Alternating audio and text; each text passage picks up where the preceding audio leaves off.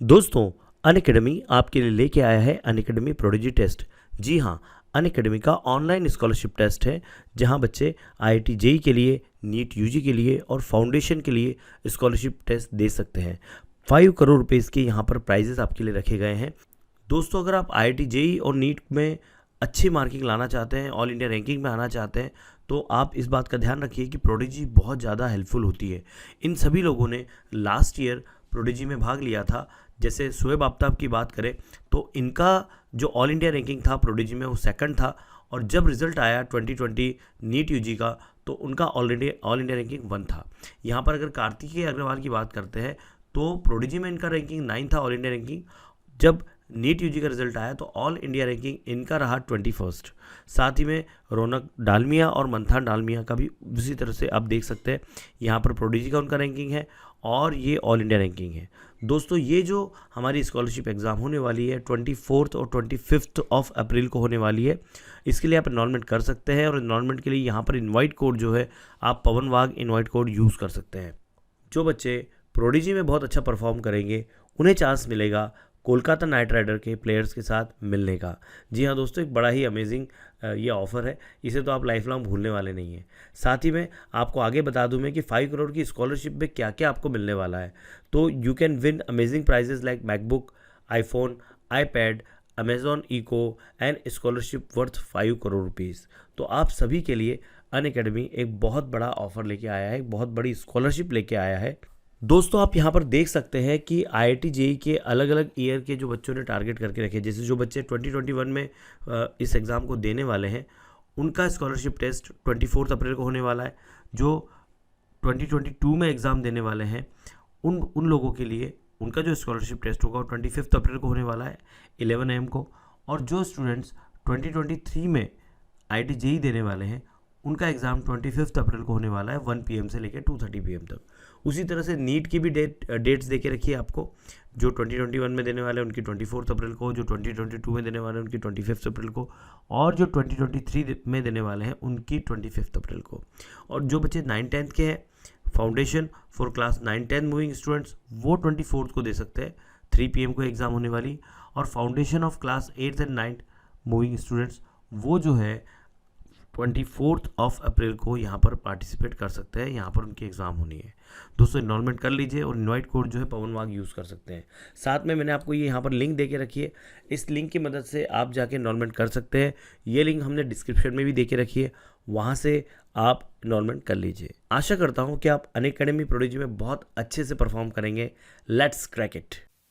Hello everyone, welcome to Pawan Wagh academy. I am Ankita, your friend. और आज के क्लास में हम लोग देखेंगे आपका नेक्स्ट वाला part, elements of group 16, 17 and 18 वाले चैप्टर का। तो लास्ट वाले क्लास में हम लोगों ने कंप्लीट किया था डाईऑक्सीजन को। डाईऑक्सीजन के जो भी आपके सारे के सारे रिएक्शंस थे वो सारी चीज़ें हम लोगों ने लास्ट वाले क्लास में डिस्कस की थी। साइड बाय साइड हम लोगों ने लास्ट वाले क्लास में एक प्रॉब्लम को भी डिस्कस किया था जिसमें बताया गया था कि ऑक्सीजन आपका पैरामैग्नेटिक नेचर शो करता है। चलिए, उसी के कंटिन्यूशन में गाइज आज के क्लास में सबसे पहले हम लोग डिस्कस करेंगे सिंपल ऑक्साइड्स को, कि ये सिंपल ऑक्साइड्स वाले कंपाउंड्स आपके कौन से होते हैं, सिंपल ऑक्साइड्स के कौन से टाइप्स होते हैं उनको भी हम लोग डिस्कस करने वाले हैं, उनके अलग अलग रिएक्शंस कौन से होते हैं, एग्जाम्पल्स कौन से होते हैं। ये सारी चीज़ें बहुत ज़्यादा इंपॉर्टेंट है।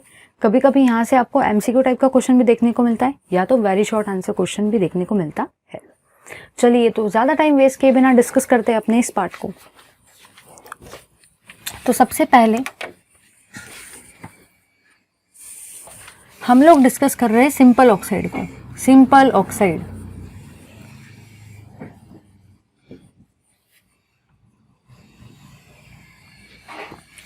तो आपको बस इतना ही पता होना चाहिए, जो भी बाइनरी कंपाउंड्स होते हैं ऑक्सीजन के, binary compounds of oxygen,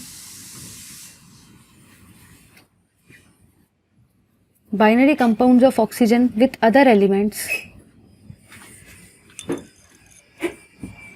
are called as simple oxides.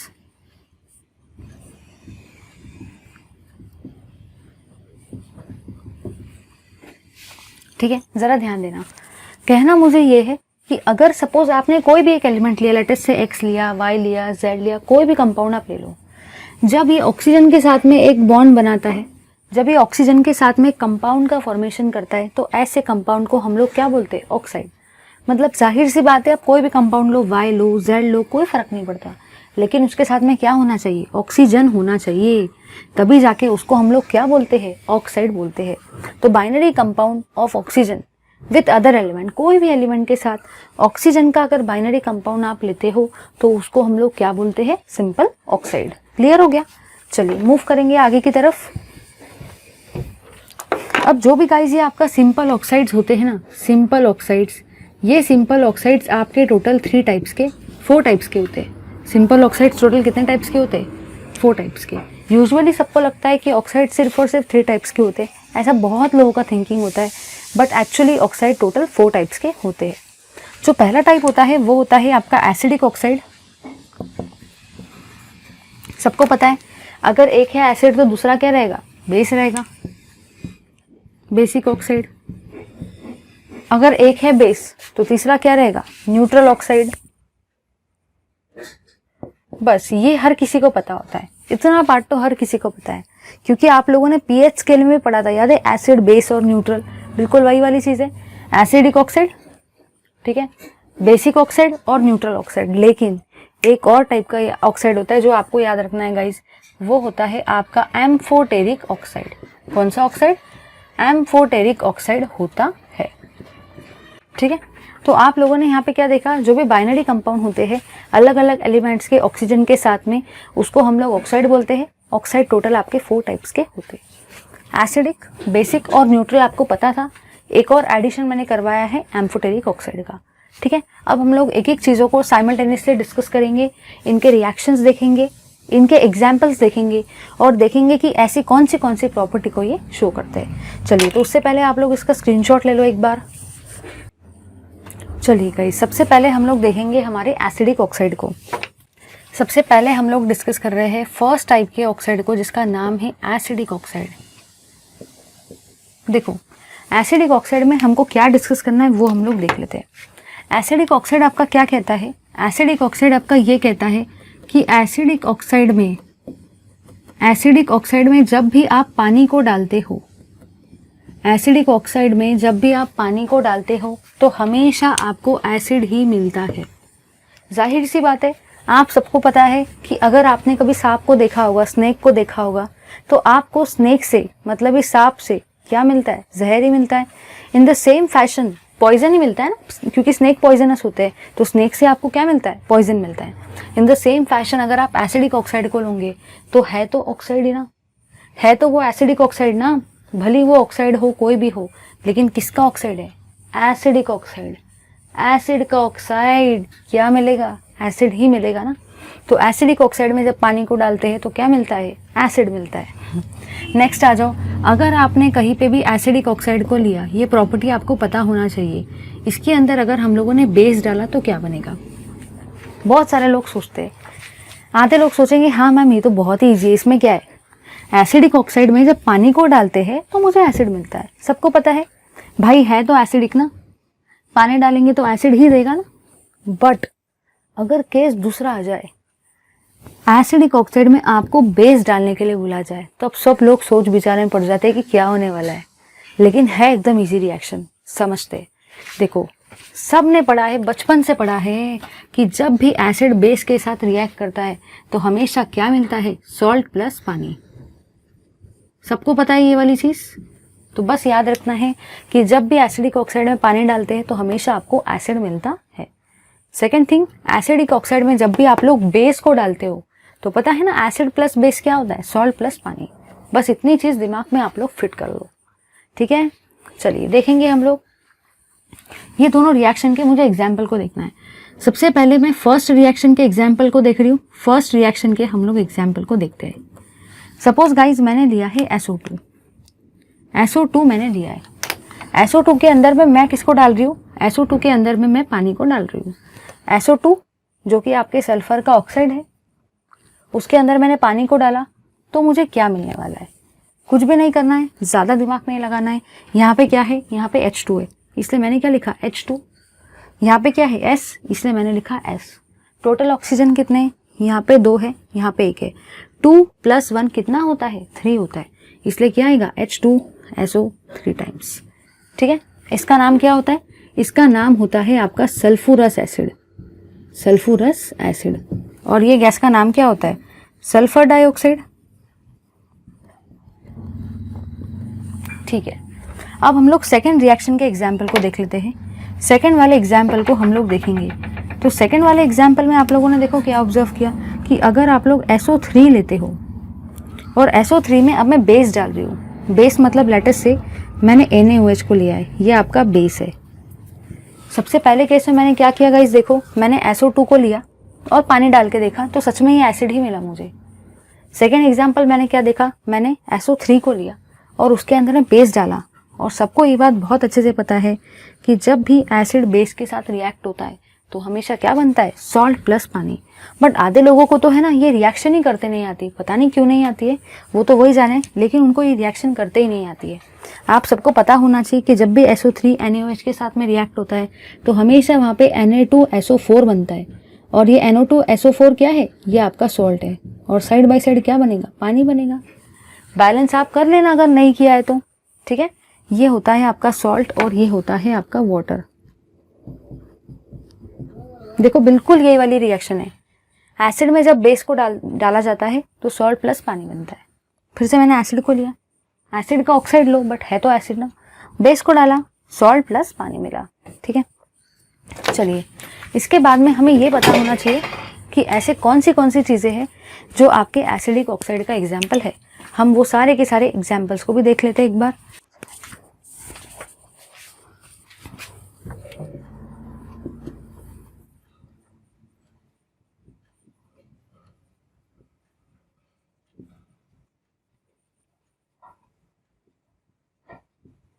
ये गाइस सारे के सारे आपके एग्जाम्पल किसके हैं? एसिडिक ऑक्साइड के।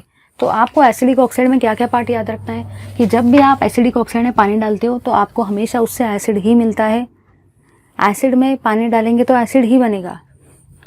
एसिडिक ऑक्साइड में जब भी बेस डालोगे तो सॉल्ट प्लस पानी बनता है। मैंने आपको दोनों के दोनों एग्जाम्पल बताए और साइड बाय साइड में आपको एसिडिक ऑक्साइड्स के कुछ एग्जाम्पल्स बता रही हूँ जो आपको याद रखने हैं। अगर MCQ में आ गया तो आप उसको सही टिक मार्क करके आना। ऐसा नहीं कि इसमें से कोई 2 एग्जाम्पल ही याद कर लिए तो चलेगा क्या पता आपने कोई 2 एग्जाम्पल याद किए और पेपर वाला आपको कुछ और पूछ ले, तो हम लोग को प्रिपेयर रहना है हर एंगल से। SO2, SO3, CO2, N2O5, Cl2O7। ठीक है, चलो ले लो सारे के सारे इसका स्क्रीनशॉट जल्दी से। चलिए अब गाइस हम लोग एसिडिक ऑक्साइड के बाद में डिस्कस करेंगे बेसिक ऑक्साइड को। तो चलिए ज़्यादा टाइम वेस्ट किए बिना डिस्कस करते हैं बेसिक ऑक्साइड को। चलिए देखेंगे बेसिक ऑक्साइड। तो सबसे पहली चीज़ जो आपको बेसिक ऑक्साइड में याद रखना है वो ये है कि जब भी आप लोग बेसिक ऑक्साइड को लेते हो, बेसिक ऑक्साइड को इसके अंदर में डालेंगे पानी को। तो चलो आप सबको अभी थोड़ी देर पहले मैंने एक चीज़ बताई थी कि जब एसिडिक ऑक्साइड लेते हैं उसके अंदर पानी डालते हैं तो वो आपको एसिड देता है। So according to the principle of common sense, अगर आपने बेसिक ऑक्साइड लिया उसके अंदर में पानी को डाला तो क्या मिलेगा? बेस मिलेगा। बस वही वाली चीज़ है, जाहिर सी बात है भाई। एसिडिक ऑक्साइड में पानी डाला तो एसिड मिलता है। In the same fashion basic oxide में पानी डालेंगे तो बेस मिलेगा। ठीक है, एक और चीज़ ले लेते हैं। अगर मैं ले लूँ बेसिक ऑक्साइड, बेसिक ऑक्साइड में अगर मैंने एसिड को डाला तो क्या बनेगा? सभी लोग सोचो, यहाँ पे ये है एसिड, ये है बेस। जब भी एसिड और बेस एक दूसरे के साथ रिएक्ट करते हैं तो हमेशा क्या बनता है? सॉल्ट प्लस वो पानी। क्या बनता है? सॉल्ट प्लस वाटर बनता है। समझा या नहीं समझा? तो बेसिक ऑक्साइड में जब पानी डालेंगे तो बेस मिलेगा। सेकेंड थिंग, बेसिक ऑक्साइड में जब एसिड डालेंगे तो एसिड प्लस बेस क्या देता है? सॉल्ट प्लस पानी। चलिए इसके भी एक एग्जाम्पल को हम लोग देख लेते हैं। सबसे पहले एग्जाम्पल को मैं डिस्कस करूंगी फर्स्ट एग्जाम्पल। फर्स्ट रिएक्शन के हम लोग एग्जाम्पल को डिस्कस कर लेते हैं। देखो कौन सा एग्जाम्पल मैं ले रही हूँ। सपोज मैंने यहाँ पे लिया है लेटर से CaO। मैंने CaO को लिया है, ये आपके बेस का ऑक्साइड है। मैंने इसके अंदर में पानी को डाला। ठीक है, मैंने बेस का ऑक्साइड CaO लिया, ये एक बेसिक ऑक्साइड है, इसके अंदर पानी को डाला तो मुझे मिलने क्या वाला है? मुझे बेस मिलने वाला है। तो यहाँ पे आपको मिलता है CaOH 2 टाइम्स। अब आधे लोगों को ये लग रहा होगा ये रिएक्शन कहाँ से हो रही है, सिर्फ एक बार देख लो, उनको सबको समझना चाहिए इसलिए मैं बता रही हूँ। पानी को अगर ध्यान से देखा जाए तो पानी में 2 चीज़ें होती है, H और OH और यहाँ पे था CaO, ठीक है। अगर आप लोग ध्यान से देखते हो तो ये तो कैल्शियम तो था ही, एक OH ये वाला है और ये दोनों भी क्या बन गए, एक OH। एक प्लस एक कितना हुआ, 2, तो Ca, ये O और ये H, एक OH बनाया, ये OH, इस तरीके से आपके 2 OH बन गए। आप लोगों ने यहाँ पे क्या देखा कि भाई ये आपके बेसिक ऑक्साइड है। कैल्शियम ऑक्साइड कैसा है, कैल्शियम ऑक्साइड आपके बेसिक नेचर का है, इसलिए यहाँ पे जो भी चीज़ बनी है कैल्शियम हाइड्रोक्साइड वो भी कैसा है, वो भी आपका बेस ही है, ठीक है। चलिए मूव करेंगे नेक्स्ट एग्जाम्पल की तरफ। अगर मैं सेकंड एग्जाम्पल की बात करना चाहूँ तो सेकंड एग्जाम्पल अगर मैं सपोज लेती हूँ BaO का, यहाँ पे मैंने बेस का ही ऑक्साइड लिया है, ये मैंने बेस का ही ऑक्साइड लिया है, ठीक है। अब इसके अंदर मैं एसिड को मैं डाल रही हूँ। पहले एग्जाम्पल को डिस्कस कर लिया इसको समझने के लिए, अब सेकंड एग्जाम्पल को ले रहे हैं इसको समझने के लिए। एसिड के जगह पे सपोज मैंने HCl डाला, तो आप सबको पता होना चाहिए कि जब भी हम लोग बेस के अंदर में एसिड को डालते हैं या एसिड के अंदर में बेस को डालते हैं क्या बनता है, सॉल्ट प्लस पानी। तो यहाँ पे क्या बनेगा, BaCl2 प्लस पानी। ये क्या है, ये है आपका सॉल्ट और ये क्या है, ये है आपका पानी, और जिसको हम लोग वाटर भी बोलते हैं। चलिए अब हम लोग बेसिक ऑक्साइड्स के भी कुछ एग्जाम्पल्स को देख लेंगे। तो भाई बेसिक ऑक्साइड्स के आपके एग्जाम्पल होते हैं Na2O, CaO और BaO। ये सारे के सारे क्या है, आपके बेसिक ऑक्साइड के एग्जाम्पल है। चलो ले लो सारे के सारे इसका स्क्रीनशॉट। चलिए अब बेसिक ऑक्साइड के बाद में हम लोग देखेंगे हमारे थर्ड टाइप के ऑक्साइड को, जिसका नाम है एम्फोटेरिक ऑक्साइड। तो चलिए देखते हैं एम्फोटेरिक ऑक्साइड को। चलिए देखेंगे थर्ड टाइप को। थर्ड टाइप है आपका amphoteric oxide.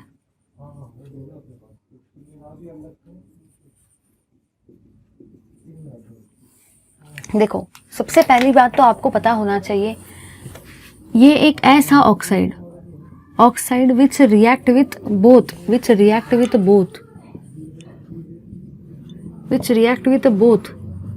acid as well as base। एक बार मैं लिख लेती हूँ फिर हम लोग समझते हैं इसको। acid as well as base is called as amphoteric oxide। अब अगर मैं बात करूँ ना तो ये नाम ही जानने में बड़ा अजीब लग रहा है प्रोनाउंस करने में, एम्फोटेरिक ऑक्साइड, बहुत अजीब है नाम प्रोनाउंस करने में। चलो ठीक है, उससे हमें क्या है, आपको बस पता होना चाहिए कि ऐसे ऑक्साइड जो एसिड के साथ में भी रिएक्ट कर लेते, जो बेस के साथ में भी रिएक्ट कर लेते, ऐसे ऑक्साइड को हम लोग क्या बोलते हैं, एम्फोटेरिक ऑक्साइड। एक ऐसे ऑक्साइड जो एसिड के साथ भी रिएक्ट कर लेते, जो बेस के साथ भी रिएक्ट कर लेते, ऐसे ऑक्साइड को हम लोग क्या बोलते हैं, एम्फोटेरिक ऑक्साइड। चलिए अब हम लोग देखेंगे कि इनमें कौन सी रिएक्शंस होती है। एम्फोटेरिक ऑक्साइड का सबसे बेस्ट एग्जांपल होता है Al2O3। ये जो एग्जाम्पल होता है ये बहुत सारे एंट्रेंसेस में एग्जामिनर का एकदम फेवरेट क्वेश्चन होता है। वो आपको पूछता है कि एम्फोटेरिक ऑक्साइड का बेस्ट एग्जाम्पल इसमें से कौन सा है। आपको पता होना चाहिए कि Al2O3 जो होता है ना, सबसे खतरनाक वाला सबसे बढ़िया एग्जाम्पल है किसका, एम्फोटेरिक ऑक्साइड का, जो एसिड के साथ और बेस के साथ दोनों के साथ रिएक्ट कर लेता है। चलिए देखते हैं। सबसे पहले केस में मैंने क्या किया, मैंने Al2O3 को लिया। Al2O3 क्या होता है बेटा, एल्यूमिनियम ऑक्साइड होता है अपना। Al2O3 अपना एल्यूमिनियम ऑक्साइड है। मैंने इसके अंदर में सबसे पहले डाला बेस को, NaOH है आपका बेस। हम लोग यहाँ पे भी एक रिएक्शन को देखेंगे। फिर मैंने लिया Al2O3 और मैंने साथ ही साथ Al2O3 में डाला एसिड को। HCl क्या है, आपका एसिड है। और अब मैं यहाँ पे भी रिएक्शन देखने वाली हूँ।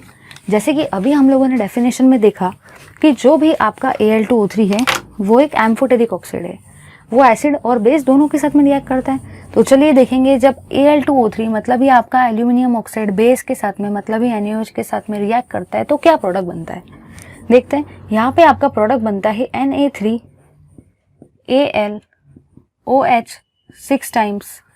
देखो भाई, ये तो आपको हो सके तो रट्टा ही मानना पड़ेगा, इसके लिए हमारे पास और कोई चारा नहीं है। बहुत सारे रिएक्शंस ऐसे रहते हैं कि वहाँ पे रट्टा मारना पड़ता है। रट्टाफिकेशन प्लस कंसेप्ट अगर पता हो ना, तभी जाके आप कोई भी जगह पे एक्सेल कर सकते हो। तो यहाँ पे थोड़ा सा आपको रट्टा मारना पड़ेगा, उसके लिए हमारे पास और कोई चारा नहीं है। ठीक है, ये आपको याद रखना है। चलिए, रिएक्शन आप बैलेंस करोगे, बैलेंस मैंने नहीं करवाई है, कर लेना देख के बैलेंसिंग, बहुत ईजी है। चलिए मूव करेंगे नीचे की तरफ। नीचे में क्या होता है, नीचे में आपका प्रोडक्ट बनता है AlH2O 6 टाइम्स 3+, ये वाला आपका नीचे में प्रोडक्ट बनता है। ठीक है, याद रखना है आपको ये दोनों के दोनों प्रोडक्ट कैसे क्या बन रहे हैं, बिल्कुल आपको ध्यान देना है यहाँ पे। और यहाँ पे आपका बनता है Cl माइनस आयन। रिएक्शन को आप लोग सारे के सारे बैलेंस करेंगे। ठीक है, तो बस आपको क्या दिखा मैंने, Al2O3 ने बेस के साथ में भी रिएक्ट करके एक प्रोडक्ट बनाया, Al2O3 ने एसिड के साथ भी रिएक्ट करके एक प्रोडक्ट को बनाया। इसका मतलब वो कैसे नेचर का है, एम्फोटेरिक नेचर का है। ये रिएक्शन थोड़े से रट्टा ही मारना पड़ेगा, क्योंकि ये रिएक्शन एक्चुअली अगर करने जाओगे ना तो सोचते बैठेंगे और रिएक्शन होने वाली नहीं है, तो यहाँ पे थोड़ा सा रट्टा मारना पड़ेगा। इनऑर्गेनिक केमिस्ट्री के बहुत सारे रिएक्शंस आपको रट्टा ही मारने पड़ते हैं, उसके लिए हमारे पास और कोई ऑप्शन नहीं रहता है। ऑर्गेनिक में हम लोग मैकेनिज्म जरूर जा सकते हैं, बट इनऑर्गेनिक में कैसा मैकेनिज्म भाई, है कि नहीं।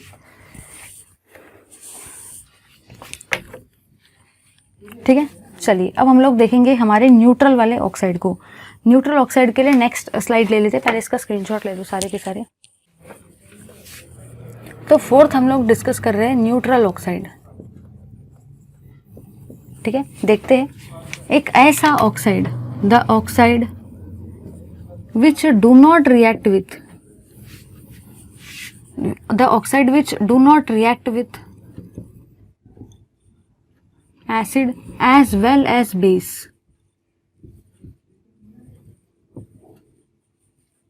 is called as neutral oxide, is called as neutral oxide।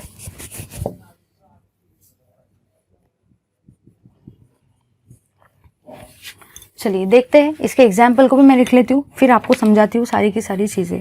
CO, NO, N2, ये है इसके एग्जाम्पल्स। चलिए देखेंगे, यहाँ पे आ जाओ, ध्यान से देखना है। अभी हम लोगों ने थोड़ी देर पहले क्या देखा था, एक ऐसा ऑक्साइड जो एसिड और बेस दोनों के साथ रिएक्ट करता है, उसका नाम क्या बताया था, एम्फोटेरिक ऑक्साइड। अब मैं क्या बोल रही हूँ, मैं उल्टा बोल रही हूँ, एक ऐसा ऑक्साइड जो ना तो एसिड के साथ रिएक्ट करता है ना तो बेस के साथ रिएक्ट करता है, क्योंकि वो कैसे नेचर का है, वो न्यूट्रल नेचर का है। इसलिए ऐसे ऑक्साइड को हम लोग क्या बोलते हैं, न्यूट्रल ऑक्साइड। तो पहला देखा हम लोगों ने एसिडिक ऑक्साइड, फिर देखा बेसिक ऑक्साइड, फिर देखा एम्फोटेरिक ऑक्साइड जो दोनों के साथ रिएक्ट करता है, और लास्ट में देखा न्यूट्रल ऑक्साइड जो किसी के भी साथ में रिएक्ट नहीं करता है। ठीक है, ले लो सारे के सारे इसका भी स्क्रीनशॉट। चलिए गाइस, तो सिंपल ऑक्साइड्स के बाद में अब हम लोग डिस्कस करने वाले हैं ओजोन को। तो चलिए ज़्यादा टाइम वेस्ट किए बिना डिस्कस करते हैं ओजोन वाले पार्ट को। चलिए देखते हैं ओजोन को। ओजोन मतलब ही O3। अब एक्चुअली अगर बात की जाए ना, तो बचपन से ही हम लोग ओजोन के बारे में खूब सुनते आ रहे हैं, और आपको तो पता होगा शायद कोई तो भी मंथ में ओजोन डे भी मनाया जाता है। अगर आपको याद होगा तो आपको पता होगा, है ना। बहुत सारे कॉलेजेस में ओजोन डे मनाया जाता है ना। तो ओजोन हमारे स्ट्रेटोस्फीयर का पार्ट होता है, मतलब जो भी हमारे क्लाउड्स का लेयर होता है उसके ऊपर वाला जो पार्ट होता है जो कि स्ट्रेटोस्फीयर होता है, वहाँ पे हमारा ओजोन होता है प्रेजेंट। और ओजोन सनलाइट को, मतलब ये अल्ट्रावायलेट रेडिएशंस को हमारे फेस पर या हमारे अर्थ पे आने नहीं देता है, प्रोटेक्ट करता है हमारे अर्थ को। तो चलिए अब हम लोग देखते हैं ओजोन के प्रिपरेशन को। कितना इंटरेस्टिंग पार्ट है ना। अभी तक ओजोन के बारे में खूब पढ़ा, खूब समझा कि ओजोन ऐसा है वैसा है। अब देखेंगे कि ओजोन बनता कैसे है, ओजोन के अलग अलग रिएक्शंस कौन से होते हैं, वो सारी की चीज़ें हम लोग डिस्कस करेंगे। चलिए देखते हैं हम लोग सबसे पहले तो ओजोन के प्रिपरेशन को। ओजोन के हम लोग डिस्कस कर रहे हैं गाइस प्रिपरेशन को। ठीक है, ओजोन के प्रिपरेशन को डिस्कस करते हैं। तो ओजोन के जो प्रिपरेशन होते हैं ना, ये हम लोग दो वे से कर सकते हैं। ठीक है, सबसे पहला वे जो होगा आपका वो रहेगा ओजोन प्रिपरेशन इन स्ट्रेटोस्फीयर, कि स्ट्रेटोस्फीयर में ओजोन का प्रिपरेशन कैसे होता है, ओजोन को कैसे प्रिपेयर किया जाता है स्ट्रेटोस्फीयर में, वो हम लोग देखने वाले हैं। और साइड बाय साइड जो सेकंड थिंग हम लोग देखेंगे वो देखेंगे ओजोन प्रिपरेशन इन लेबोरेटरी। ठीक है, देखो बुक में है ना थोड़ा सा ऐसे दे रखा है, पहले ये दिया है फिर ये दिया है, लेकिन वैसा पढ़ने में बड़ा प्रॉब्लम हो जाता है, बहुत प्रॉब्लम हो जाता है। मैं क्या कर रही हूँ, मैं आपको कंपैरेटिव फॉर्म में पढ़ा रही हूँ, जिससे कि आपको एकदम इजीली बेस्ट तरीके से समझ में आ जाए। तो सबसे पहली चीज़ है ओजोन। ओजोन को O3 कहा जाता है। हम लोग डिस्कस कर रहे हैं ओजोन के प्रिपरेशन को। प्रिपरेशन दो वे से किए जा सकते हैं। सबसे पहला वे ये है कि ओजोन को हम लोग प्रिपेयर कर सकते हैं इन द स्ट्रेटोस्फीयर, मतलब ओजोन का प्रिपरेशन स्ट्रेटोस्फीयर में कैसा होता है, स्ट्रेटोस्फीयर में कैसा होता है, वो हम लोग यहाँ पर डिस्कस करेंगे। और हम लोग हमारे लेबोरेटरी में, जैसे कि आप लोगों ने देखा होगा ना, आपकी केमिकल लैब्स होती है, केमिकल लेबोरेटरीज होती है, वहाँ पे हम लोग कैसे बनाएंगे वो भी हम लोग डिस्कस कर लेते हैं। ठीक है, तो हम लोग क्या करते हैं, स्ट्रेटोस्फीयर में देखा जाता है कि आप लोग सबसे पहले ऑक्सीजन को लेते हो। ये सबसे पहले आपने क्या लिया है, ऑक्सीजन मॉलिक्यूल को लिया है। ऑक्सीजन मॉलिक्यूल से क्या होता है जरा देखना, ऑक्सीजन मॉलिक्यूल से दो ऑक्सीजन मिलते हैं। जाहिर सी बात है ये दो ऑक्सीजन है, जब दो को तोड़ेंगे तो एक बनेगा और एक बनेगा, पता है ना सबको। इसके नीचे कुछ भी नहीं है, मतलब समझ जाओ ये भी 1 है। इसके नीचे भी कुछ भी नहीं है, मतलब समझ जाओ ये भी आपका क्या है, 1 है। तो दो ऑक्सीजन से मैंने एक एक ऑक्सीजन बना ली, कोई भी फर्क नहीं पड़ा। लेकिन क्या ये रिएक्शन अपने आप हो जाएंगी, ऐसा तो होने वाला है नहीं। तो यहाँ पे हम लोग डालते हैं अल्ट्रावायलेट लाइट, मतलब ये जो ऑक्सीजन मॉलिक्यूल है ना, ये एब्जॉर्ब करता है अल्ट्रावायलेट लाइट को, और इससे क्या बनाता है, ऑक्सीजन एटम, जिसको हम लोग एटॉमिक ऑक्सीजन भी बोलते हैं। इसको हम लोग एटॉमिक ऑक्सीजन बोलते हैं, एटॉमिक ऑक्सीजन। ये भी आपका क्या है, एटॉमिक ऑक्सीजन। इसको एटॉमिक ऑक्सीजन क्यों बोला गया है, क्योंकि ये भी एक ऑक्सीजन का एटम है, ये भी एक एटम है, और ये क्या है, मॉलिक्यूल है। अब क्या होता है सेकेंड स्टेप में, ये तो हुई भाई आपकी स्टेप नंबर 1। सेकेंड स्टेप में पता है क्या होगा, सेकेंड स्टेप में इसमें का एक ऑक्सीजन इधर आ जाएगा, इसमें का एक ऑक्सीजन इधर आएगा, बिल्कुल ये वाला मैंने एक इधर ले लिया, ये और कोई दूसरे वाले ऑक्सीजन के साथ में रिएक्ट करेगा। अब मुझे आप सबके सब बताओ, मुझे यहाँ पे ओजोन को प्रिपेयर करना है, मतलब है मुझे यहाँ पे O3 को बनाना है। तो जब ये है 1, ये है 2, 1 + 2 कितना होता है, 3 होता है, इसलिए यहाँ पे क्या बनेगा, O3। O3 मतलब ये क्या होता है, आपका ओजोन होता है। तो स्ट्रेटोस्फीयर में गाइस इस तरीके से ओजोन का प्रिपरेशन होता है। आपने देखा है ना, स्ट्रेटोस्फीयर में ओजोन प्रेजेंट है, तो वहाँ पे वो ओजोन कुछ इस तरीके से बनी है। कुछ भी नहीं करना है, ऑक्सीजन का मॉलिक्यूल लेना है, वो अल्ट्रावायलेट रेडिएशन को एब्जॉर्ब करेगा। अब आधे लोग सोचेंगे ये अल्ट्रावायलेट रेडिएशन स्ट्रेटोस्फीयर में कहाँ से आएगी। अरे भाई सोचो ना, उसके ऊपर सन भी तो है ना, सन से कौन से रेडिएशंस निकलते हैं, अल्ट्रावायलेट रेडिएशन, उसी के प्रेजेंस में हो रहा है। दो ऑक्सीजन मिलेंगे, इनको एटॉमिक ऑक्सीजन बोला जाता है। एक ऑक्सीजन यहाँ लिया, उसने O2 के साथ में रिएक्ट किया और क्या बनाया, O3 बनाया। ठीक है, अब मैं डिस्कस कर रही हूँ ऑक्सीजन मॉलिक्यूल का प्रिपरेशन इन लेबोरेटरी। अब क्या होता है ना, ये वाला जो प्रिपरेशन है, दिस प्रिपरेशन, ये जो गाइज आपका प्रिपरेशन है ना, is carried out in ozoniser. इस प्रिपरेशन को हम लोग ओजोनाइजर में कैरी आउट करते हैं। ओजोनाइजर एक ऐसा इंस्ट्रूमेंट है, एक ऐसा मेथड है, एक ऐसा प्रोसेस है जिसमें हम लोग ओजोन का प्रिपरेशन करवाते हैं। ठीक है, अब देखो क्या होने वाला है, एक सेकेंड, ओजोनाइजर, यस, देखो यहाँ पे क्या होने वाला है। यहाँ पे हम लोग लेंगे ऑक्सीजन को, ऑक्सीजन में गाइस हम लोग डालने वाले हैं हमारे इलेक्ट्रिक आर्क को। इलेक्ट्रिक आर्क मतलब कुछ भी नहीं, एक करंट टाइप का है, वही वाली चीज है। इसमें हम लोग डालते हैं इलेक्ट्रिक आर्क को, इलेक्ट्रिक आर्क, और इससे आपका पता है क्या बनता है, इससे आपका ओजोन बनता है। ठीक है, तो समझना जरा लेबोरेटरी में ओजोन को कैसे बनाया जाता है। जाहिर सी बात है भाई, अगर आपको ऑक्सीजन कंटेनिंग कंपाउंड चाहिए तो आपको ऑक्सीजन कंटेनिंग कंपाउंड लेना पड़ेगा ना। ऐसा तो नहीं कि कुछ और लिया और उससे कुछ और बन गया, ऐसा तो होने वाला है नहीं। ऑक्सीजन कंटेनिंग कंपाउंड चाहिए तो ऑक्सीजन कंटेनिंग कंपाउंड लेना पड़ेगा, बिल्कुल लेना पड़ेगा। ये रिएक्शन में हम लोग क्या करवाने वाले, इलेक्ट्रिक आर्क का यूज करने वाले, मतलब ये समझ जाओ इलेक्ट्रिक करंट है वो, और कुछ नहीं है, इलेक्ट्रिक करंट का ही फॉर्म है वो आर्क। ये रिएक्शन एक इंस्ट्रूमेंट के अंदर में होने वाली जिसका नाम है ओजोनाइजर। ठीक है, तो इस मेथड से भी हम लोग ओजोन को बना सकते हैं। चलिए फिर ले लो इसका भी स्क्रीनशॉट। अगर आपको इसको बैलेंस करने का है तो आप लोग इसको बैलेंस भी करवा सकते हो। देखो इधर सपोज मैंने इधर 3 लिख दिया, इधर 2 लिख दिया, 3 2 = 6, 2 3 = 6, हो गई रिएक्शन बैलेंस। चलो ले लो इसका स्क्रीनशॉट। चलिए गाइस, तो अब हम लोगों ने ओजोन का प्रिपरेशन तो देख लिया, स्ट्रेटोस्फीयर में भी देख लिया और लेबोरेटरी में भी देख लिया। तो अब हम लोग देखेंगे ओजोन की अलग अलग टाइप की फिजिकल प्रॉपर्टीज़ को। तो चलिए देखते हैं ओजोन की फिजिकल प्रॉपर्टीज़ को। तो आपको लगेगा मैंने डिस्कस ही नहीं करवाया। तो चलिए आ जाओ सारे के सारे पेज नंबर 150 पर, उसमें हम लोग डिस्कस कर रहे हैं ओजोन की फिजिकल प्रॉपर्टीज़। सबसे पहली प्रॉपर्टी आपको यहाँ पे बोल रखी है कि pure ozone is a pale blue gas, dark blue liquid and violet black solid. मतलब अगर आप प्योर ओजोन को लेते हो तो प्योर ओजोन का अगर गैशियस फॉर्म लेते हो तो वो आपको पेल ब्लू कलर का दिखेगा, अगर आप उसका लिक्विड फॉर्म लेते हो तो आपको डार्क ब्लू कलर का दिखेगा, और अगर आप उसका सॉलिड फॉर्म लेते हो तो वो आपको वॉयलेट ब्लैक कलर का दिखता है। तो उसके तीनों फॉर्म में आप उसको ले सकते हो, ठीक है। सेकेंड फिजिकल प्रॉपर्टी ये कहती है कि ओजोन को एक कैरेक्टरिस्टिक स्मेल होता है। जैसे कि आपने देखा होगा हमारे डाई ऑक्सीजन को, मतलब ये O2 को कोई स्मेल नहीं होता। नहीं तो हम लोग इनहेल करते थे तो पता चलता था अलग अलग स्मेल आ रहा, किसी को और कोई स्मेल आया, किसी को और कोई आया। डाई ऑक्सीजन का स्मेल आता है क्या? ऑक्सीजन को जब इनहेल करते स्मेल आता है? नहीं आता है, लेकिन ओजोन का स्मेल होता है।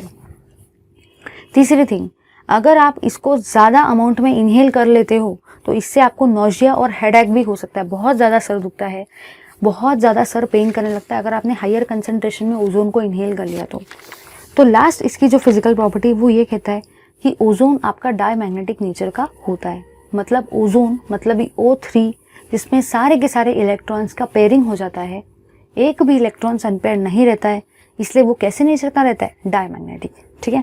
चलिए अब हम लोग डिस्कस करेंगे इसी के कंटिन्यूशन में प्रॉब्लम नंबर 7.9 को। तो चलिए गाइस ज़्यादा टाइम वेस्ट के बिना डिस्कस करते हैं हमारे प्रॉब्लम नंबर 7.9 को, जो कि दे रखा है पेज नंबर 150 पर। चलिए देखते हैं इस पर्टिकुलर थिंग को।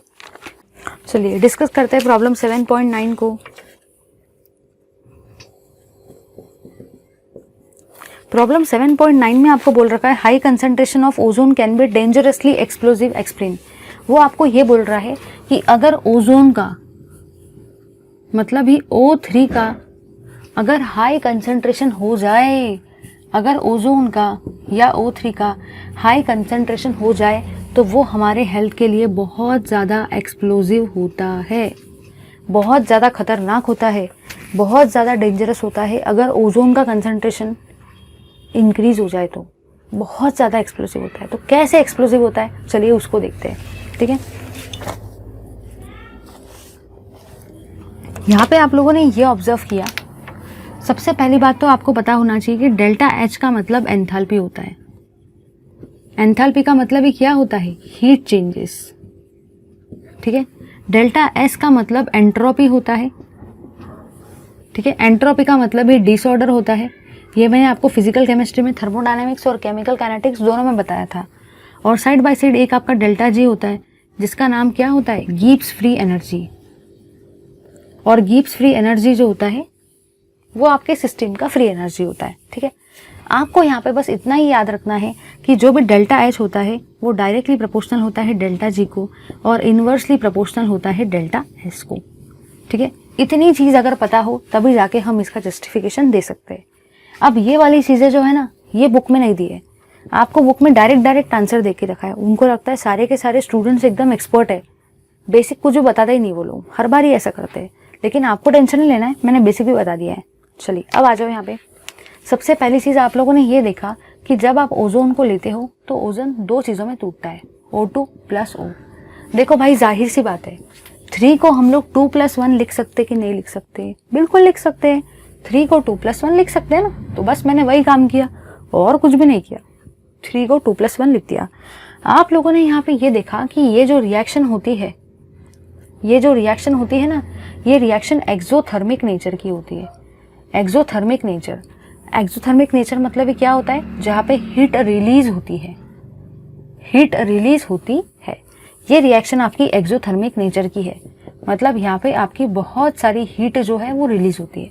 और जब भी हीट रिलीज होती है तो आप सबको पता है कि डेल्टा H का वैल्यू क्या होता है? नेगेटिव होता है। अब ज़रा ध्यान देना, अगर डेल्टा H नेगेटिव है तो delta H is directly proportional to delta G। तो जो डेल्टा H का साइन रहेगा वही डेल्टा G का भी साइन रहेगा, येस और नो। अगर रिएक्शन है जिसमें हीट इवॉल्व हो रही है, रिएक्शन का नेचर एक्सोथर्मिक है, हीट इवॉल्व हो रही मतलब डेल्टा H नेगेटिव है, डेल्टा H डायरेक्टली प्रोपोर्शनल है डेल्टा G को। तो डेल्टा H अगर नेगेटिव है तो डेल्टा G भी कैसा रहेगा? नेगेटिव। डेल्टा G भी आपका नेगेटिव है। अब सीखो, डेल्टा एच और डेल्टा जी जो है वो दोनों के दोनों इन्वर्सली प्रोपोर्शनल है डेल्टा एस को। अगर ये नेगेटिव है तो ये भी नेगेटिव रहेगा, लेकिन ये कैसा रहेगा? पॉजिटिव, क्योंकि इन्वर्सली प्रोपोर्शनल है। तो आपका जो भी डेल्टा एस है वो कैसा रहेगा? आपका डेल्टा एस पॉजिटिव रहेगा। ठीक है, अब आप लोगों ने यहाँ पे ये देखा कि ये जो रिएक्शन होती है ना, यहाँ पे गिब्स फ्री एनर्जी नेगेटिव है, इसलिए जो भी ओजोन का हाई कंसंट्रेशन होता है वो कैसे नेचर का हो सकता है? एक्सप्लोसिव नेचर का हो सकता है।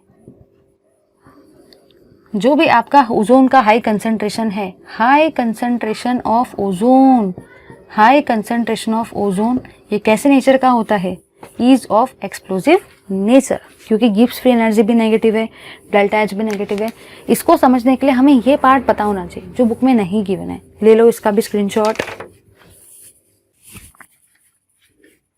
चलिए गाइस, अब हम लोगों ने देख लिया प्रिपरेशन ऑफ O3 को, कि हम लोग ओजोन को कैसे बनाते हैं। चलिए, तो अब ज़्यादा टाइम वेस्ट किए बिना हम लोग देखते हैं ओजोन की केमिकल प्रॉपर्टीज़ को। जैसे कि मैंने आपको बताया था कि कोई भी कंपाउंड की हम लोग दो चीज़ों को डिस्कस करते हैं। सबसे पहला पार्ट कौन सा रहता है? Physical property. प्रिपरेशन में हम लोग क्या करते हैं? प्रिपरेशन में हम लोग वो चीज़ों को प्रिपेयर करते हैं। और सेकेंड आपका रहता है केमिकल प्रॉपर्टी, जिसमें हम लोग वो चीज़ों को यूज़ करके वो चीज़ों की अलग अलग कंपाउंड के साथ में, अलग अलग एलिमेंट के साथ में रिएक्शन करवा के कुछ नया प्रोडक्ट बनाते हैं। तो चलिए, अब हम लोगों ने प्रिपरेशन तो देख लिया, अब हम लोग देखेंगे कि ऐसे कौन से केमिकल रिएक्शंस है, ऐसे कौन से केमिकल प्रॉपर्टीज है ओजोन की जो ओजोन हमें शो करता है। चलिए देखते हैं इस पर्टिकुलर पार्ट को। चलिए देखेंगे ओजोन की केमिकल प्रॉपर्टीज को।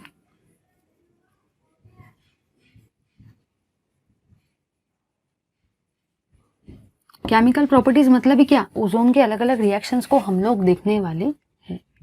ठीक है, अब मैं क्या करने वाली हूँ ना, मैं ऐसा नहीं करूंगी कि पागल जैसे पहले एक प्रॉपर्टी को पढ़ाया, फिर दूसरी को पढ़ाया, फिर तीसरी को पढ़ाया, फिर चौथी को पढ़ाया। टेंशन मत लो, रिएक्शन हम लोग सब लेने वाले हैं, लेकिन हम लोग कंपैरेटिव फॉर्म में पढ़ेंगे, जिससे पढ़ना एकदम ईजी हो जाएगा, आपको एकदम मजा आएगा पढ़ने में। और कहीं ना कहीं हमारे पास एक चार्ट भी रहेगा जिसकी हेल्प से हम लोग फटाफट रिविजन भी कर सकते हैं। तो चलिए देखते हैं इस पर्टिकुलर थिंग को।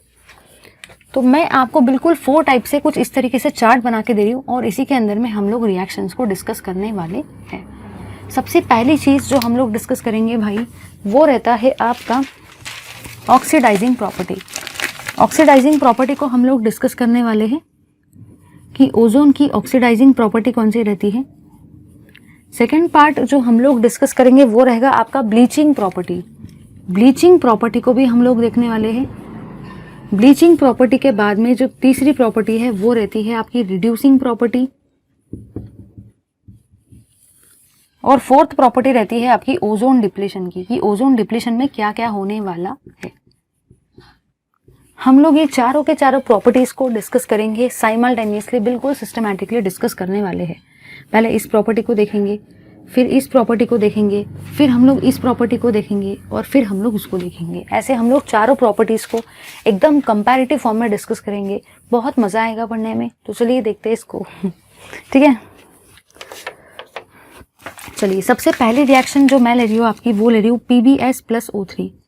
PbS + O3 की हम लोग पहले रिएक्शन को डिस्कस करेंगे। सेकेंड रिएक्शन हम लोग देखेंगे Ki + O3 + H2O को। थर्ड रिएक्शन हम लोग देखेंगे NO + O3 को। ठीक है, एक बार मैं रिएक्शंस फ्रेम कर लेती हूँ, फिर पढ़ने में बहुत ज़्यादा मज़ा आएगा। चलिए देखते हैं। बाकी प्रॉपर्टीज़ तो ठीक है, साइमल्टेनियसली डिस्कस कर लेंगे।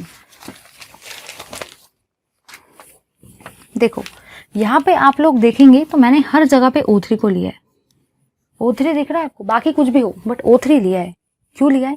क्योंकि ये केमिकल प्रॉपर्टीज ओजोन की है, ये केमिकल प्रॉपर्टी O3 की है, इसलिए मैंने हर जगह पे लेफ्ट हैंड साइड में रिएक्टेंट के फॉर्म में O3 को भी लिया है। यहाँ पे सबसे पहले क्या होता है ना, यहाँ पे आपका जो प्रोडक्ट बनेगा वो रहेगा PbSO4, और साइड बाय साइड आपको यहाँ पे ऑक्सीजन गैस भी मिलती है। PbSO4 और आपको यहाँ पे ऑक्सीजन गैस मिलेगी। बेटा ये रिएक्शन जो है ये बैलेंस नहीं है। अगर आपको बैलेंसिंग आती है तो आप लोग सारे के सारे ट्राई करो। मैंने chapter number 6 redox reaction standard 11th में बहुत बढ़िया तरीके से बैलेंसिंग सिखाई है। नहीं आती है एक बार देख लो, सब आ जाएगा। ठीक है, क्योंकि रिएक्शन को बैलेंसिंग करने में हम लोग हमारा टाइम थोड़ी वेस्ट करेंगे ना। तो PbS + O3 जो होता है ये आपको क्या देगा? PbSO4 + O2। सेकेंड लिस्ट में देखो क्या होने वाला है। सेकेंड लिस्ट में आप लोगों ने ये देखा कि यहाँ पे Ki है प्लस O3 है प्लस H2O है। ये वाटर के अंदर में दो चीज़ें होती है, एक होता है H और एक होता है OH। तो यहाँ पे क्या होगा ना, ये K और ये OH KOH बनाएंगे, ठीक है। ये K और ये OH KOH मिलके बनाएंगे। साइड बाय साइड आपका यहाँ पे क्या क्या रिलीज होगा, यहाँ पे आपकी ऑक्सीजन गैस रिलीज होंगी और आयोडीन भी रिलीज होगा। इसको हम लोग आयोडीन भी लिखेंगे, ठीक है। तो यहाँ पे क्या क्या देखा, PbS प्लस O3 से क्या बना, PbSO4 और O2 बना। Ki प्लस O3 में पानी डालेंगे, यहाँ पे OH होता है, पानी में H और OH होता है ना, तो ये OH K के साथ में रिलीज होके क्या बनाएंगे, रिएक्ट होके KOH बनाएंगे। यहाँ पे भी ऑक्सीजन गैस, देखो कुछ ऑब्जर्व किया आपने, यहाँ पे जब ओजोन लिया तब यहाँ पे भी ऑक्सीजन गैस रिलीज हुई, यहाँ पे जब O3 लिया तब भी यहाँ पे भी क्या रिलीज हुआ, ऑक्सीजन गैस। चलिए तीसरे वाले थिंग को हम लोग देखते हैं।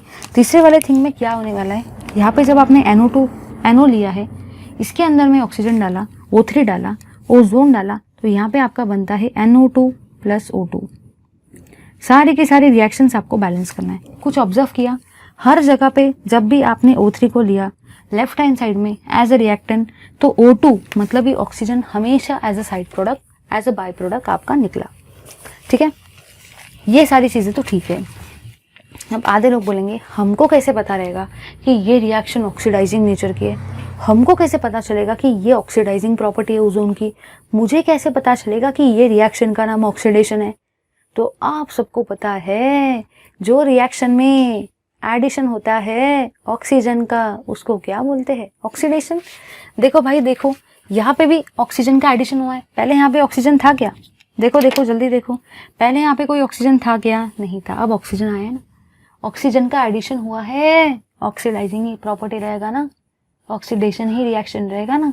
यहाँ पे देखो क्या पोटेशियम के पास में कोई ऑक्सीजन है, नहीं, बट अब आ गया है, एडिशन हुआ है ऑक्सीजन का। यहाँ पे आ जाओ, यहाँ पे पहले एक ऑक्सीजन था, पहले एक था, अब दो ऑक्सीजन आ गए, मतलब ऑक्सीजन का एडिशन हुआ ना, तो ये भी क्या हुआ, ऑक्सीडेशन रिएक्शन। प्रॉपर्टी का नाम क्या रहेगा, ऑक्सीडाइजिंग प्रॉपर्टी। चलिए देखते हैं हम लोग भाई ब्लीचिंग प्रॉपर्टी को, कि ब्लीचिंग प्रॉपर्टी क्या कहता है।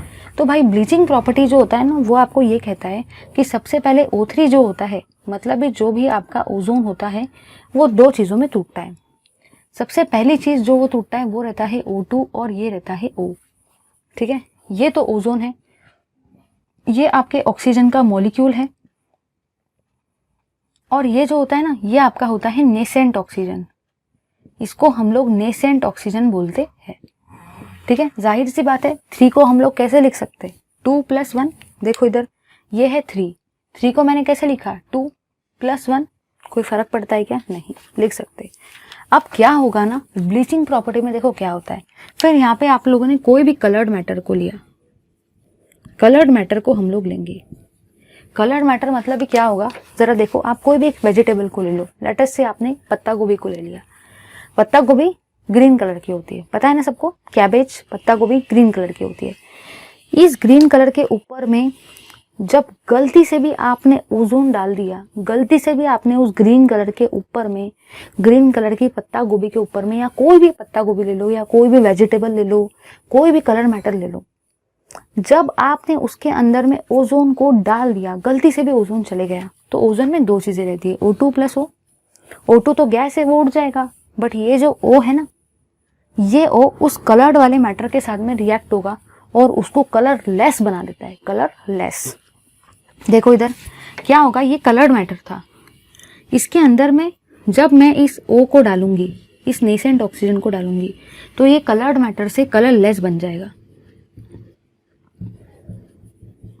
क्योंकि ये क्या कर लेता है, मॉइस्चर को एब्जॉर्ब कर लेता है। देखो इधर, अगर सपोज आप लोगों ने कोई हरे कलर की पत्ता गोभी ली, उसके अंदर में अगर ओजोन डाला, गलती से भी ओजोन हो गया, या आपने डाला, या रिएक्शन करवाना चाहते हो, तो O2 तो निकल जाएगा, O बच जाएगा, जिसको नेसेंट ऑक्सीजन बोलते हैं। वो उस पत्ता गोभी के ग्रीन कलर के साथ में रिएक्ट करेगा और उस पत्ता गोभी को ग्रीन कलर से कलर लेस बना देगा, फिर उसका कोई कलर नहीं रहेगा, कलर लेस बन जाएगी वो। या कोई भी कलर्ड मैटर ले लो, उसको वो डायरेक्टली कलरलेस बना देता है। समझा या नहीं समझा? अब हम लोग देखने वाले हैं आपकी गाइज रिड्यूसिंग प्रॉपर्टी को, कि एक्चुअली रिड्यूसिंग प्रॉपर्टी में क्या होता है। तो चलिए अब हम लोग देखते हैं हमारी रिड्यूसिंग प्रॉपर्टी को। रिड्यूसिंग प्रॉपर्टी में हम लोग दो टाइप के रिएक्शन को डिस्कस करने वाले। सबसे पहला रिडक्शन रिएक्शन जो है आपका वो है H2O2 का, और सेकंड में ले रही हूँ BaO2 का। ठीक है, H2O2 होता है आपका हाइड्रोजन परऑक्साइड। H2O2 को हम लोग हाइड्रोजन परऑक्साइड बोलते हैं, और BaO2 को हम लोग बेरियम ऑक्साइड भी बोलते हैं। ठीक है, यहाँ पे देखो क्या होने वाला है, H2O2 में भी हम लोग डालेंगे ओजोन को। अब आधे लोग सोचेंगे मैम हम लोग ओजोन को ही क्यों डाल रहे हैं, तो आप लोग खुद ही सोचो सारे के सारे, ये किसकी केमिकल प्रॉपर्टी है, ओजोन की, तो ओजोन तो डालना पड़ेगा ना। मैंने दोनों केसेस में किसको डाला, मैंने दोनों केसेस में आपके ओजोन को डाल दिया। अब देखो क्या होगा, यहाँ पे आप लोगों ने ये ऑब्जर्व किया कि जब भी हम लोग कभी भी ऑक्सीजन के साथ में ओजोन के साथ में रिएक्शन करवाते, देखो यहाँ पे हर तरफ O3 आया। जब भी हम लोगों ने ओजोन के साथ में रिएक्शन करवाई तो आपकी कौन सी गैस हमेशा वहाँ से निकलती है, ऑक्सीजन गैस। तो जाहिर सी बात है यहाँ पे भी आपकी ऑक्सीजन गैस तो निकलने वाली है, दोनों तरफ आपकी ऑक्सीजन गैस तो निकलेगी, है ना। क्यों निकलेगी, क्योंकि ये क्या है, ओजोन के साथ में रिएक्शन है, तो O2 गैस निकलती है। और देखो भाई आपका प्रोडक्ट क्या बनता है, और आप लोगों ने यहाँ पे जो ऑब्जर्व किया ना, वो ये ऑब्जर्व किया कि यहाँ पे देखो क्या होने वाला है, ये H2O2 से ये बन जाता है H2O। H2O2 से क्या बन रहा है, H2। रिएक्शन बैलेंस नहीं, आपको बैलेंस करना है। ये H2O2 था, कुछ भी नहीं करना है, एक ऑक्सीजन को माइनस कर दो। यहाँ पे 2 थे, 2 - 1 कितना होता है, 1, इसलिए यहाँ पे क्या आया, 1 आएगा, जिसको हम लोग वाटर भी बोलते हैं। यहाँ पे भी वैसे ही करना है, ये है 2 - 1 कितना होता है, 1, इसलिए मैं क्या लिखूंगी, BaO। यहाँ पे नहीं समझता है तो 1 लगा लो, कोई फर्क नहीं पड़ता है। तो समझा या नहीं समझा, आपको कुछ भी नहीं करना है, जरा ध्यान दो। इधर 2 था, 2 - 1 1, 2 - 1 1। अब आपको करना कैसे वो भी जरा देखो एक बार, इधर ध्यान देना जरा। आप लोगों ने यहाँ पे ये ऑब्जर्व किया, आधे लोग बोलेंगे ठीक है भाई रिएक्शन तो बड़े इजी है, हमको ये समझाओ हमको कैसे पता चलेगा कि ये रिड्यूसिंग प्रॉपर्टी है ओजोन की, हमको कैसे पता चलेगा कि ये रिडक्शन रिएक्शन है, पता होना चाहिए ना। तो चलिए देखते हैं उस पार्ट को। यहाँ पे आप लोगों ने जो ऑब्जर्व किया ना, वो ये ऑब्जर्व किया कि यहाँ पे टोटल आपके 2 ऑक्सीजन थे, और अभी यहाँ पे एक ही ऑक्सीजन है। मतलब ऑक्सीजन का क्या हुआ, ऑक्सीजन का रिमूवल हुआ। सबको बहुत अच्छे से पता है कि जब ऑक्सीजन का एडिशन होता है तो उस रिएक्शन को हम लोग ऑक्सीडेशन रिएक्शन बोलते हैं, उस प्रॉपर्टी को हम लोग ऑक्सीडाइजिंग प्रॉपर्टी बोलते हैं। और जब ऑक्सीजन का रिमूवल होता है, मतलब उल्टा होता है, जब ऑक्सीजन कम होते हैं तो ऐसी रिएक्शन को हम लोग क्या बोलते हैं, रिडक्शन रिएक्शन। ऐसी प्रॉपर्टी को हम लोग क्या बोलते हैं, रिड्यूसिंग प्रॉपर्टी। यहाँ पे 2 थे, यहाँ पे 1 हुआ, कम हुआ ना। यहाँ पे देखो, यहाँ पे 2 थे, यहाँ पे 1 हुआ, कम हुआ ना। ठीक है, चलिए अब देखेंगे ओजोन डिप्लीशन को। ओजोन डिप्लीशन में आप लोगों ने यहाँ पे जो देखा वो ये है कि आप लोगों ने सपोज देखा होगा कि एरोप्लेन होते हैं, वो वाला पार्ट मैंने वहाँ डिस्कस नहीं करा है बिकॉज मुझे यहाँ डिस्कस करवाना है। जेट प्लेन्स होते हैं। चलिए तो अब हम लोग देख लेते हैं कि आप लोगों ने देखा होगा एरोप्लेन्स होते हैं, जो भी आपके जेट प्लेन्स होते हैं, है ना। बहुत सारी जो चीज़ें होती है ना, वो अगर आपने देखा होगा तो उनसे जो भी स्मोक प्रोड्यूस होता है ना, वो होता है आपका एनो गैस। मतलब जो भी आपका एनो मतलब जो भी आपकी नाइट्रोजन की ये वाली गैस है, ऑक्साइड के फॉर्म में वो रिलीज होती है। आपने देखा होगा जेट प्लेन आसमान से जा रहा है, एरोप्लेन आसमान से जा रहा है, तो उनसे भी कुछ धुआं निकलता है, कुछ स्मोक तो निकलता ही है ना भाई। तो वो स्मोक जो होता है उसमें एनो होता है। अब क्या होता है जरा देखो, ये जो एनो है ना, बिल्कुल ये वाली सेम रिएक्शन यहाँ पे आने वाली, कुछ नया नहीं होने वाला है। ये एनो को, इस एनो के अंदर में जब O3 जाता है, मतलब क्या हुआ कि जब ये एरोप्लेन मेरा जा रहा था, जब भी मेरा ये जेट प्लेन जा रहा था, तो उसमें से कौन सी गैस निकली, एनो गैस। ये एनो गैस आसमान में जो स्ट्रेटोस्फीयर में O3 है, एरोप्लेन भी आसमान में जा रहा है। एरोप्लेन का जाहिर सी बात है जो स्मोक निकलेगा, जो एनो निकलेगा, जेट प्लेन्स के जो भी एनो गैस निकलेगी, वो ऊपर के ऊपर ही स्ट्रेटोस्फीयर के साथ में रिएक्ट करेगी। स्ट्रेटोस्फीयर में उसको ओजोन मिलेगा, और ओजोन से क्या बनेगा, NO2 + O2।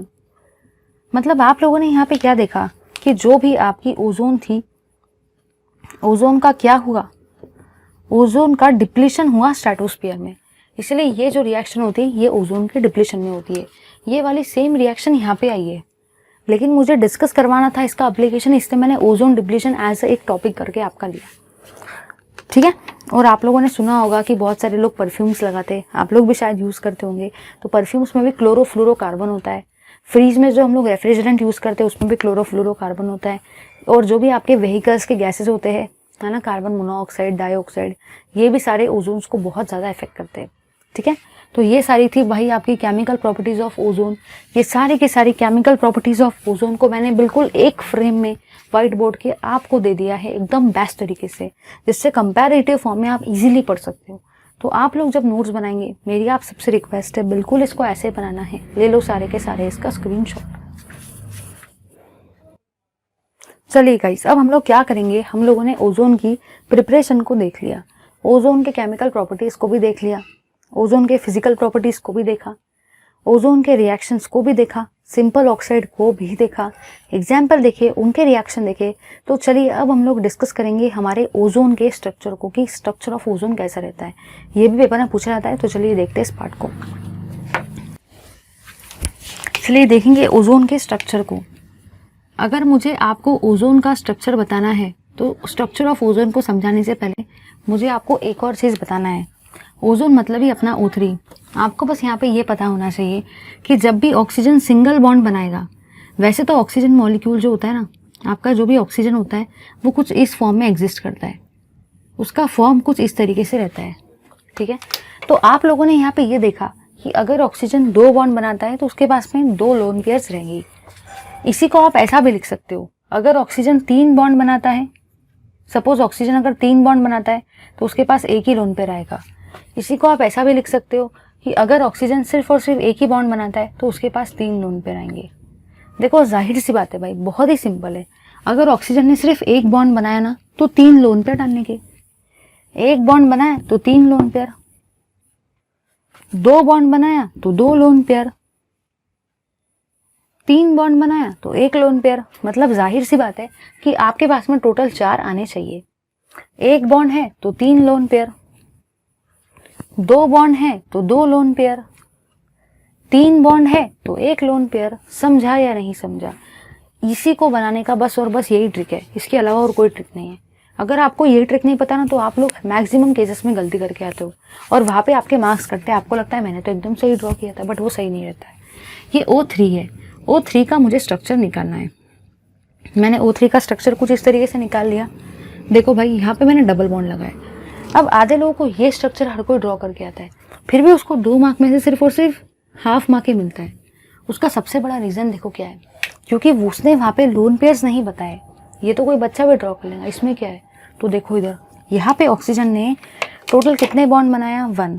जब भी ऑक्सीजन सिंगल बॉन्ड बनाता है तो उसके पास लोन पेयर कितनी आती है, 1 2 3।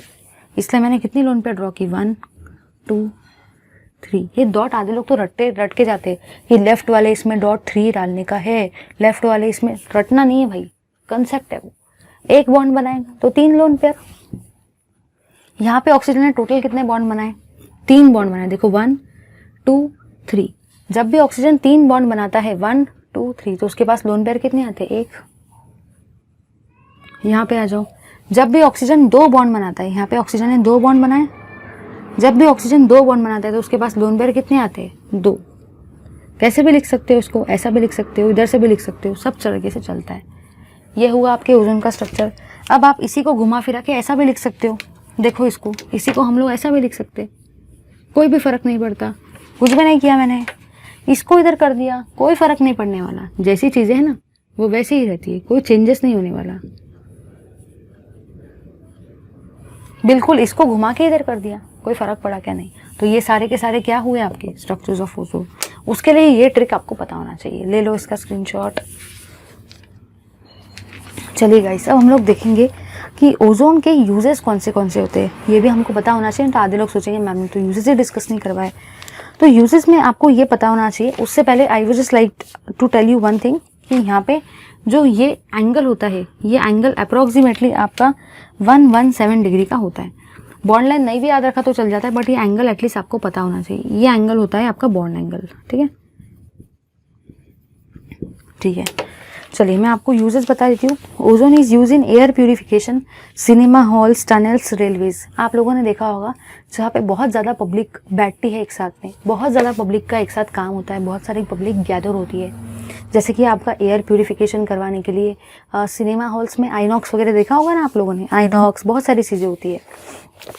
और आपके जो भी सिनेमा हॉल्स है, कोई भी सिनेमा हॉल्स हो सकता है, मैं तो आइनॉक्स बोलूँगी, और भी कोई सिनेमा हॉल्स हो सकता है। टनल्स आप लोगों ने देखा होगा, और साइड बाय साइड बहुत सारे रेलवेज, वहाँ पे भी हम लोग एयर प्यूरिफिकेशन के लिए ओजोन का यूज़ करते हैं। Second property in sterilising drinking water. अब जो भी हमारा ड्रिंकिंग वाटर होता है उसमें बहुत सारे जर्म्स होते हैं, बैक्टीरियाज होते हैं, तो उसके लिए भी हम लोग ओजोन का यूज़ करते हैं। तीसरी थिंग, ब्लीच करवाने के लिए ऑयल्स को, स्टार्च को, वैक्स को, ठीक है, सिल्क के प्रिपरेशन के वक्त भी इसका यूज़ किया जाता है। In the manufacture of synthetic camphor potassium permanganate, potassium permanganate के मैन्युफैक्चर के वक्त और सिंथेटिक कैम्फर के वक्त भी इसको किया जाता है। अब आप आधे लोग सोच रहे होंगे ये तो इतना सा पार्ट कवर हुआ, लेकिन सुनो भाई, अच्छे से कवर हुआ, क्वालिटी भी तो मैटर करती है। अगर मैं क्वांटिटी खूब सारी दूंगी और क्वालिटी कुछ भी नहीं रहेगी, समझाएंगे तो क्या मतलब, समझना भी चाहिए ना।